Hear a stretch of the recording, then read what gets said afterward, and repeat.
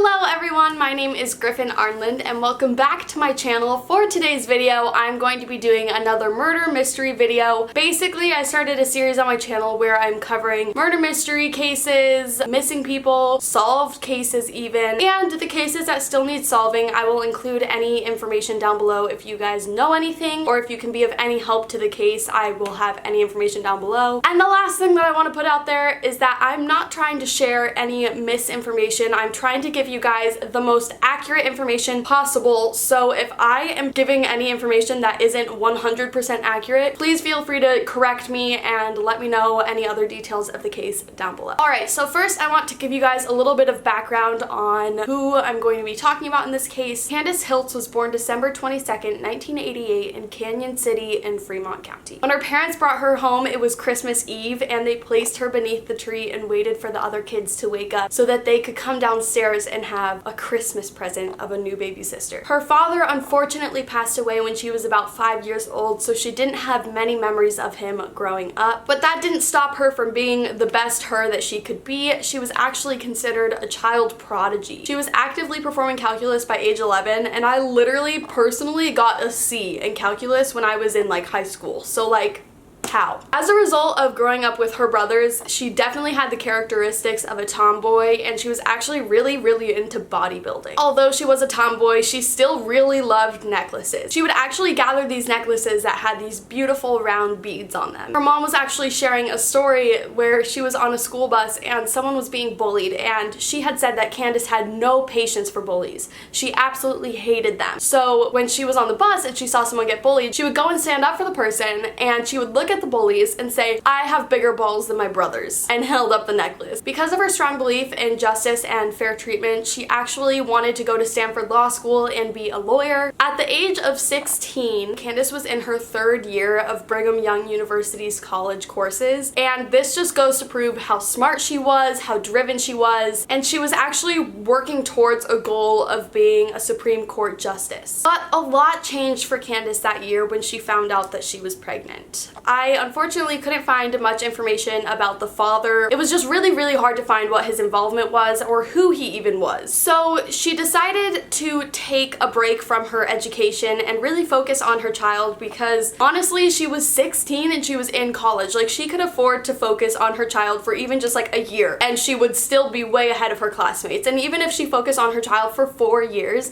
she would probably be just in line with her classmates that she was once with. But because she didn't want to quit completely, she chose to continue her studies online. Candace gave birth to Paige and she was born with hydrocephalus, an abnormal buildup of fluid in your brain cavities, and she was told that she would live a short life. Obviously, learning that news about your child that you just had is very upsetting, so she wanted to spend as much time as she could with Paige, and she wanted to really spoil her and spend every single day as if it was her birthday because she didn't have that long. Sadly, Paige would outlive Candace until the age of 7 when she passed away due to her illness. Candace had an older brother, James, who had a few psychological issues which basically made it impossible for him to enjoy himself when he was around other people. He just had like this really crippling social anxiety along with other mental issues going on that really just didn't allow him to be in the same space as people for long. And this was actually a phobia so strong that it affected his relationship with his family. At one point, he ended up moving into the backyard and lived in the woods in their backyard because he just did not want to communicate with anyone. Like, he literally hates human interaction, which I don't blame him. And even if he got home when someone was home, he would wait outside of the house until the coast was clear, and then he would run to his room, shut the door, and stay in there for days where no one would really talk to him or hear from him. On August 10th of 2006, Robert Dodd, a deputy at the sheriff's office of Fremont County, showed up at the Hiltz home to talk to James about a trespassing incident. Candace, James, Dolores, and Dodd were all present during this conversation, and after a while, Candace got really angry with the questions Dodd was asking, with how he was treating her brother and her mom, so she started yelling at Dodd. And he then told her that he was going to arrest her if she continued on the way that she was. That's when Candace is said to have thrown her hands up in the air and say, "Arrest me then." And then she went on to say that basically she saw him around town accepting envelopes from locally known drug dealers and that she would report this to the police if he didn't leave that minute. Although James' trespassing incident was still being looked into, Dodd left and never came back. Several days later, things got really interesting when the family came home to realize that their dog was nowhere to be seen. Because of where they lived, they didn't think much of it. They thought maybe a bear got the dog, or maybe even a mountain lion, something in the wooded area maybe got a hold of the dog, or maybe even the dog ran away and is on its way back. They just really had no idea. Some believe that Candace actually went directly to the police station and got into another argument with an officer there, believed to be Dodd, but I can't confirm this, and I actually tried looking it up so many different places, but I couldn't find much else information other than some people think that she did and others think that she didn't. On August 15th of 2006, Candace Hiltz was murdered. Dolores, her mother, would leave her home around noon, not realizing that this was the last time that she would see her daughter alive. With all that was going on, with James being questioned, the dog going missing, Candace arguing with a police officer, Dolores was a little bit worried to leave her daughter behind, but she really had to get these errands done, and she did it anyway. Dolores felt something was wrong and asked her neighbor to check in on Candace, and there's two reports of this. One where the neighbor never checked in on Candace, and this report came from Dolores. And then there was another report from the police where they said that someone went and checked on Candace and they only saw Paige laying in the crib and a lot of blood everywhere, so they just picked up Paige and took her home and started taking care of her there until Dolores would return. But I highly doubt that, because Dolores said that Paige was in the crib when she got home, so that just doesn't add up. Dolores would return home around 3:30, and upon entering, she heard Paige crying in her crib, and she saw blood everywhere. Splatters of blood, pools of blood, and she was just really overwhelmed by all of that, as anyone would be, and she ran directly to the room that Paige was in, grabbed Paige, picked her up, and then she noticed something. It appeared that something was beneath the bed, and whatever it was wrapped up in some sort of green comforter. Obviously, this made Dolores feel so sick to her stomach because she had seen blood everywhere. The baby was screaming and crying, and there's a body-shaped thing stuffed under the bed in a comforter. She unraveled it to find Candace, who had appeared to have been shot multiple times, and about 75% of her head was actually gone because it had been shot so many times that they almost considered her decapitated. Dolores slumped to the floor and held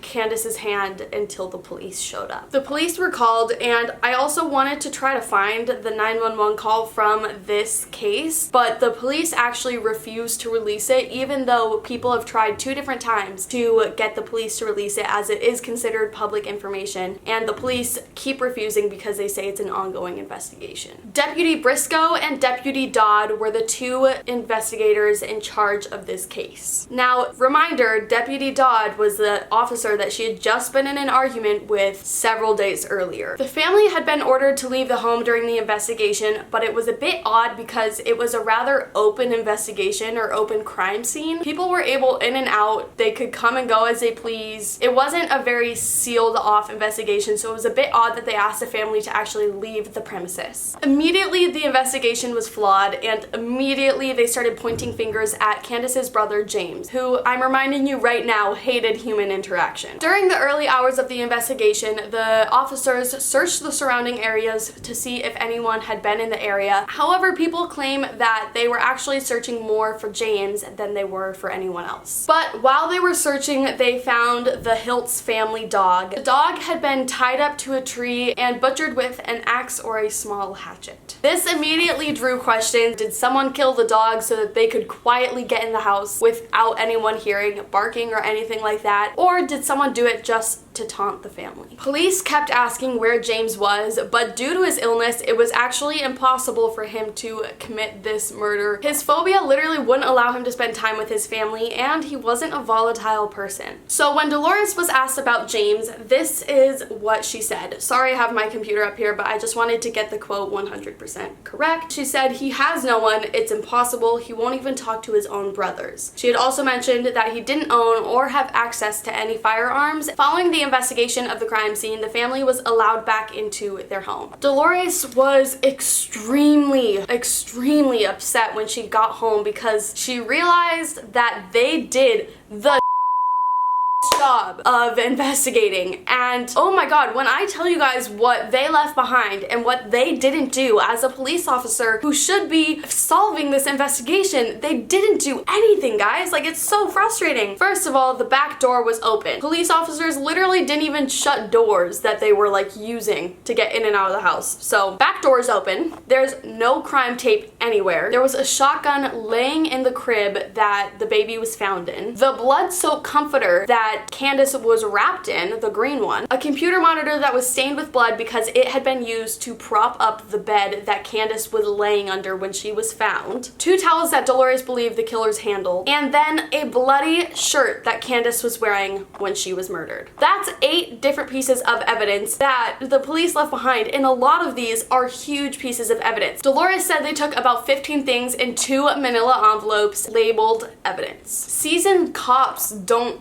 leave behind that much. That's just, it doesn't add up. Obviously, Dolores was in shock by what she found, and she called her son, who was involved in a criminal forensics class, and he was able to come help gather, photograph, and log all of the evidence. So when she took all this evidence to the police station, they basically brushed her off and kept saying, just go sit down, someone will be with you in a minute, someone will be with you in a minute, over and over and over, and eventually this young guy came out and he was like, take the evidence back home and we will gather it when we need it. So she goes back home, and I think a couple of hours later, Deputy Briscoe showed up at her place and asked for the evidence. 3 days after the murder, on Friday, August 18th, James Hiltz was found camping in the rugged Copper Gulch, which is just southwest of Canyon City. He was held at a $500,000 bond, not for the murder of Candace, but for criminal mischief and theft. Okay, I literally have been trying to say this for like the past hour and I can't. So James was found not guilty because of reasons of insanity in relations to the crimes that he was charged with, and then he was sent to the Colorado Mental Institute, where Dolores said that he is doing extremely well. He has never been charged with anything in relation to Candace. So now let's get into the autopsy that was released. The autopsy, when released, showed that she was brutally murdered with malicious intent and that she had actually been shot 7 times. And the report said that not 1 but 3 guns were used. It says that a shotgun was used to shoot her 1 time in the head from the front, a medium caliber gun was used to shoot her in the chest once from the front, and a small caliber gun was used to shoot her in the head 5 times from behind. According to the splatters of the blood and the trajectory of the bullets, it was shown that she was shot by either 2 or even 3 perpetrators. This ruled James out completely, not only because of his inability to be actually just with Candace for more than a second, but also the fact that he would have to work with other people to commit this crime just said that he had absolutely nothing to do with it. Dolores had 2 major complaints about the autopsy. So first, when it came to the scene investigation section of the autopsy, it said that her boyfriend came to the house, entered the home, saw blood, picked up the unharmed baby, went outside, took the baby to his wife? Question mark, question mark, question mark. I'm confused by that statement. And then he turned around to go back inside to find Candace laying unresponsive under the bed in a pool of her own blood. Candace didn't have a boyfriend, nor was she married, nor did her boyfriend that she didn't have a wife. Like, that whole thing was just like so weird. And Dolores was the one who found Candace unresponsive, not anyone else. And Dolores's other complaint was she thinks that there were only 2 guns used, not 3. When she was gathering all the shells that were laying around that the police officers had left behind, she only saw them from 2 different guns, a .22 caliber and a shotgun. The .22 caliber, she believed that she had been shot 8 to 10 times in the left side of her body, and then she believes that she had been shot 1 time in the head straight on, and then she had been shot from behind on the left side of the head. All the evidence that they have, which, that being said, is a lot of evidence, but none of the evidence and none of the tips that they received really led them to anything. About 5 months later, Dolores actually filed a complaint at the state attorney general's office because she believed that the case was mishandled and not conducted correctly. She even included the images of the evidence that she had found in her own home after they had finished their investigation. The case remained stagnant for about 10 years, and this became just another cold case. Even though it is so obvious that James had nothing to do with it, the police still believe that he was at fault for Candace's murder. But in December of 2016,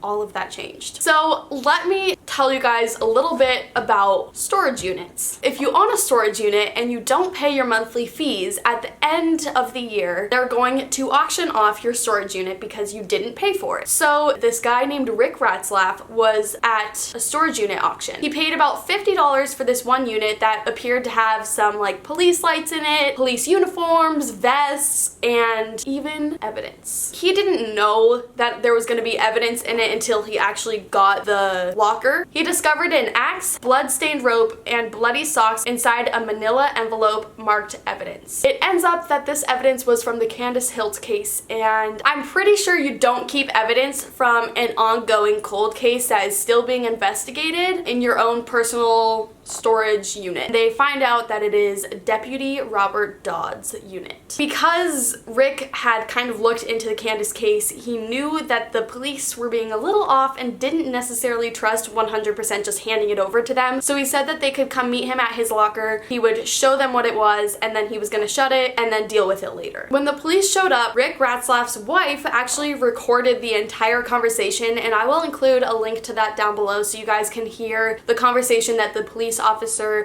Deputy Briscoe, had with Rick and his wife, and I'll leave like all the recordings and links to extra information down below that I have on this case. But the evidence that was found in that locker is now in the hands of the Colorado Bureau of Investigations, who now says that they're looking into the Fremont County Sheriff Department's misconduct and cases that they have fallen behind on. There is now hope for the Hiltz family that the CBI will retest all of the evidence and really look into all possible options and hopefully solve this case. In January 2017, Robert Dodd was put on an administrative leave, and in April of 2017, he retired from the force. In May, he was charged with 2 counts of official misconduct, and then shortly after, evidence was actually found in a landfill that connected him to a sexual assault case, and the evidence that had been found in the landfill was a videotape. I personally think that the brother had nothing to do with this, and that Robert Dodd killed Candace Hiltz because of the fact that she could testify against him, saying that he had been working with local drug dealers and he wanted to get rid of evidence, and that is all that she was to him. Just evidence against him.